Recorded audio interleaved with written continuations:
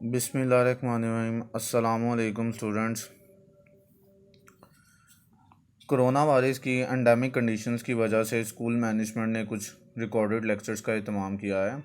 7th class के students जो कि प्री 9th में प्रमोट होके आ चुके हैं, तो कंप्यूटर साइंस को मैं डील कर रहा हूँ, तो इस सब्जेक्ट्स में हम अपनी कंप्यूटर साइंस की बुक को पढ़ेंगे।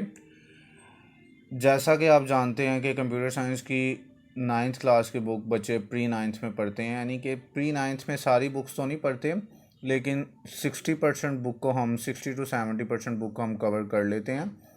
तो कंप्यूटर साइंस की 9th क्लास की बुक जो कि चेंज हुई है, अक्सर स्टूडेंट्स जिस तरह से 7th क्लास में और 6th क्लास में 5th क्लास में स्टूडेंट्स ने कंप्यूटर साइंस की बुक में सबसे पहले वो जानते हैं कंप्यूटर की डेफिनेशंस को, हिस्ट्री ऑफ अ कंप्यूटर पढ़ते हैं, लेकिन अब हम ज़ाहिर सी बात अपग्रेड हो के आ चुके हैं। तो इस बुक के फर्स्ट चैप्टर का जो नेम है वो प्रॉब्लम सॉल्विंग है।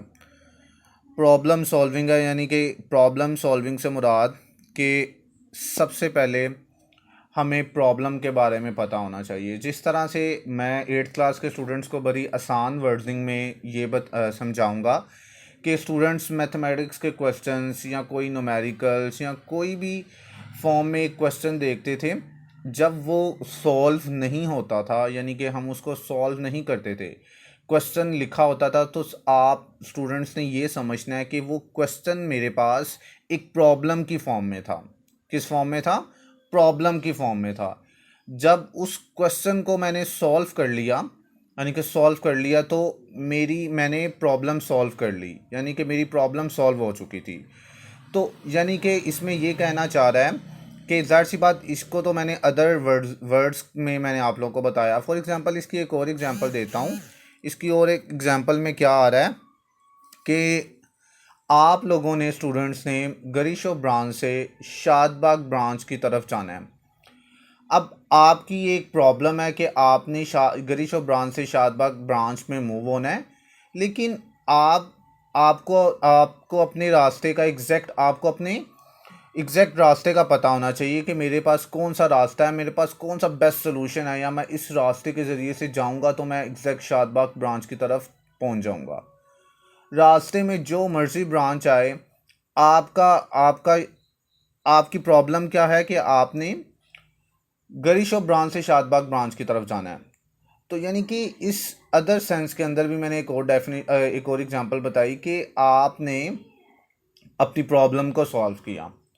जिस तरह से अब देखा जाए, हर एक इन्वायरमेंट के स्टूडेंट्स अपनी डिफरेंट प्रॉब्लम्स को सॉल्व करते हैं, लेकिन हम कंप्यूटर साइंस को पढ़ रहे हैं, तो हमने कंप्यूटर साइंस से रिलेटेड अपनी प्रॉब्लम को सॉल्व करना है। तो वो कैसे सॉल्व करना है? तो सबसे पहले प्रॉब्लम को सॉल्व करने से पहले हमें प्रॉब्लम का, ज़ाहिर सी बात, प्रॉब्लम का पता होना चाहिए कि प्रॉब्लम क्या है। तो इसमें हमारी हम किस चीज़ को डील करेंगे? ज़ाहिर सी बात, हम कंप्यूटर साइंस पढ़ रहे हैं, तो हमारे पास एक प्रॉब्लम किस फॉर्म में होगी? कोई भी एक यूज़र आता है, वो हमें कहता है कि मुझे एक सॉफ्टवेयर बनाना है, अब वो सॉफ्टवेयर जब यानी कि अनप्रोसेस फॉर्म में होता है, यानी कि बना नहीं होता या काम नहीं कर रहा होता, तो समझें हमारे लिए वो एक प्रॉब्लम ही है। जब हम उसे बना के दे देते हैं वो सॉफ्टवेयर किसी भी क्लाइंट को, कस्टमर को, यूज़र को, तो हम क्या हमने अपनी प्रॉब्लम को सॉल्व कर लिया। तो आप हम प्रॉब्लम सॉल्विंग के चैप्टर को जो हम पढ़ रहे हैं, तो आपने ये समझना है स्टूडेंट्स अपने आप को कि हम एक इंजीनियर्स हैं, हम यूज़र नहीं हैं, हम इंजीनियर्स हैं और हम प्रोग्रामर हैं। हमने कोड राइट करना है। फॉर एग्जांपल, आप देखते हैं कि डिफरेंट जो सोशल साइट्स हैं, फेसबुक हैं, ट्विटर है, जितनी भी गेम है, अब समझिए आपके पास एक क्लाइंट आया गेम बनवाने के लिए, वो कहता है मुझे गेम चाहिए, मुझे आप गेम बना के दो। तो आपके पास ये एक प्रॉब्लम है, या किसी भी टाइप का सॉफ्टवेयर, वो आपको कहता है मुझे एक सॉफ्टवेयर बना के दो, आपने ये समझना ये मेरे लिए प्रॉब्लम है। जब एक कंप्यूटर इंजीनियर, एक सॉफ्टवेयर इंजीनियर, वो प्रॉब्लम का कोड, यानी कि जो लैंग्वेज यूज़ होनी है उसका कोड या गेम का कोड वो लिखता है एक लैंग्वेज के अंदर, प्रोग्रामिंग लैंग्वेज के अंदर। तो उसने क्या किया? उसने उस प्रोग्रामिंग लैंग्वेज के अंदर कोड को लिख के एक गेम डेवलप की। यानी कि उसके बाद ये अकेले बंदे का काम नहीं होता कि आप ये समझेंगे ज़ाहिर सी बात मैंने अकेले नहीं गेम बना लेनी है या अकेले नहीं एक सॉफ्टवेयर बना लेना है। आपकी पूरी क्लास समझे, पूरी टीम है। आप हमने एक सॉफ्टवेयर हाउस बनाया हुआ है। सॉफ्टवेयर हाउस में एक डेवलपर है, एक डिज़ाइनर है, एक क्वालिटी वाले हैं। डेवलपर से मुराद कि जिसने कोड राइट करना है, जिसने कोड लिखना है, जिसने प्रोग्राम लिखना है कि इस गेम का क्या कोड होगा। ज़ाहिर सी बात ये कोड तो इंजीनियर को ही पता होगा, वो बाकी लोगों को थोड़ी पता होगा।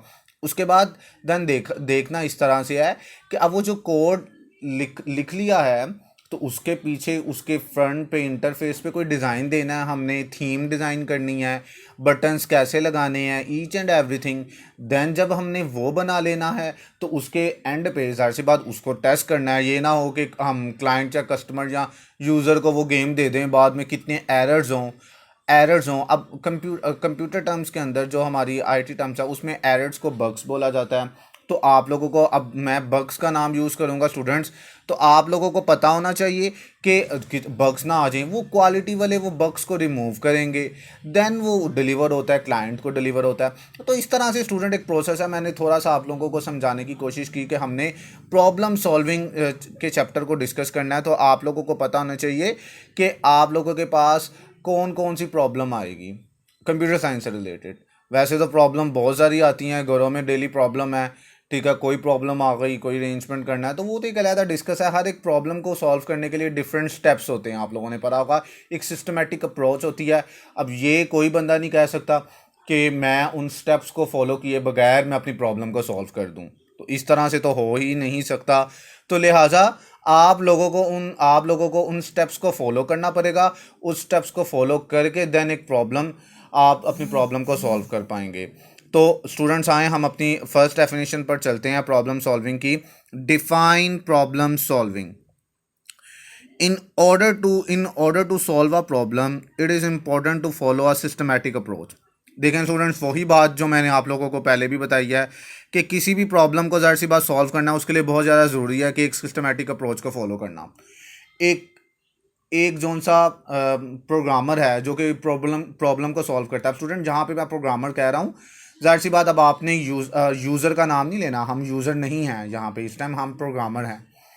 तो कोई भी प्रोग्रामर जब अपनी प्रॉब्लम को सॉल्व करता है तो उसको एक सिस्टमेटिक अप्रोच यूज़ करनी पड़ती है, यानी कि step by step procedures use करने पड़ते हैं, तो देन ही वो अपनी प्रॉब्लम को सॉल्व कर पाएगा।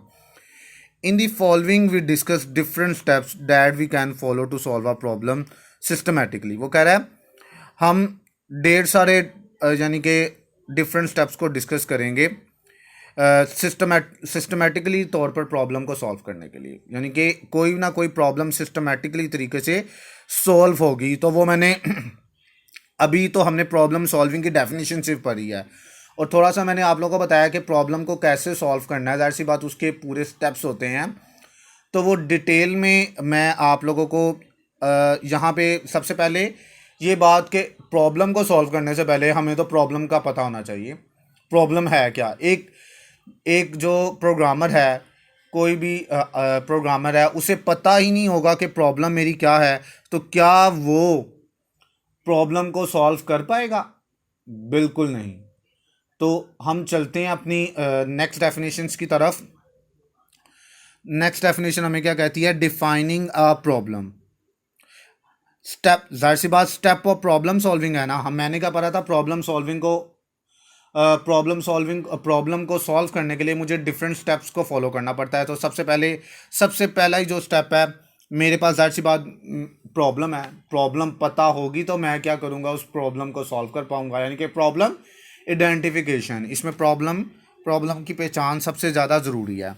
तो a well defined problem is the one that doesn't contain doubts. All the conditions are clearly specified and it has a clear goal. It is easy to understand and solve. वो कह रहा है कि अगर एक प्रॉब्लम वेल डिफाइंड फॉर्म में हो, यानी कि उसकी हमें समझ आ रही हो कि अच्छा जी, उसकी हमें समझ आ रही हो कि इस तरह की प्रॉब्लम है और क्लियरली उसको अंडरस्टैंड करने के मेरे पास एक गोल है, यानी कि मुझे